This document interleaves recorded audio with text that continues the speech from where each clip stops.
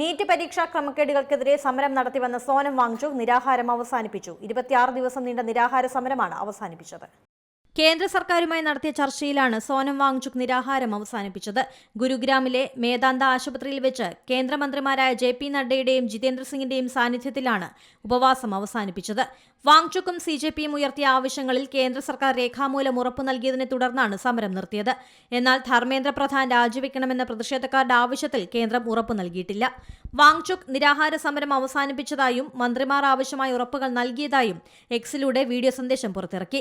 സമരം കൂടുതൽ ശക്തമാകുന്നതും വിദ്യാർത്ഥി പ്രതിഷേധം വ്യാപിക്കുന്നതും കണക്കിലെടുത്ത് കേന്ദ്രമന്ത്രിമാർ അടിയന്തര യോഗം ചേർന്ന് സ്ഥിതിഗതികൾ വിലയിരുത്തി. യോഗത്തിനു ശേഷം നഡ്ഡയും ജിതേന്ദ്ര സിംഗും വാങ്ചുക്കിനെ നേരിട്ട് സന്ദർശിച്ച് ആവശ്യങ്ങൾ പരിഗണിക്കാമെന്ന് ഉറപ്പു നൽകുകയായിരുന്നു. കേന്ദ്രം നേരത്തെ തന്നെ ചില ഉറപ്പുകൾ വാങ്ചുക്കിന് കണ്ടറിയിച്ചിരുന്നെങ്കിലും രേഖാമൂലം ഉറപ്പുകൾ നൽകണമെന്ന് അദ്ദേഹം നിർബന്ധം പിടിച്ചു. ഒടുവിൽ അവർ രേഖാമൂലം ഉറപ്പു നൽകിയതോടെയാണ് സമരം അവസാനിപ്പിച്ചത്. 3 പ്രധാന ഉറപ്പുകളാണ് കേന്ദ്രം വാങ്ചുക്കിന് നൽകിയത്. സമാധാനപരമായി പ്രതിഷേധിച്ച വിദ്യാർത്ഥികൾക്കോ യുവാക്കൾക്കോ എതിരെ പ്രതികാര നടപടികളോ കേസോ എടുക്കില്ല.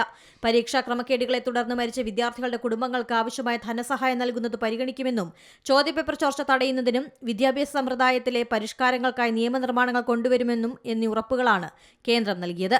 ജൂൺ 28-നാണ് ജന്തർ മന്ദറിൽ വിദ്യാർത്ഥി പ്രക്ഷോഭം തുടങ്ങിയത്. ഇതിന് ഐക്യദാർഢ്യം പ്രഖ്യാപിച്ചാണ് വാങ്ചുക് നിരാഹാര സമരം ആരംഭിച്ചത്. വാങ്ചുക് ഉപവാസം അവസാനിപ്പിച്ചെങ്കിലും കോക്രോച്ച് ജനതാ പാർട്ടിയുടെ നേതൃത്വത്തിൽ നടക്കുന്ന പ്രതിഷേധം അവസാനിപ്പിക്കുമോ എന്നാണ് കാത്തിരുന്ന് കാണേണ്ടത്. National desk Zee Malayalam news. ഏറ്റവും പുതിയ വാർത്തകളും വിശേഷങ്ങളും വിരൽ തുമ്പിലറിയാൻ സീ മലയാളം ന്യൂസ് എല്ലാ ഡിജിറ്റൽ പ്ലാറ്റ്ഫോമുകളിലും ലഭ്യം.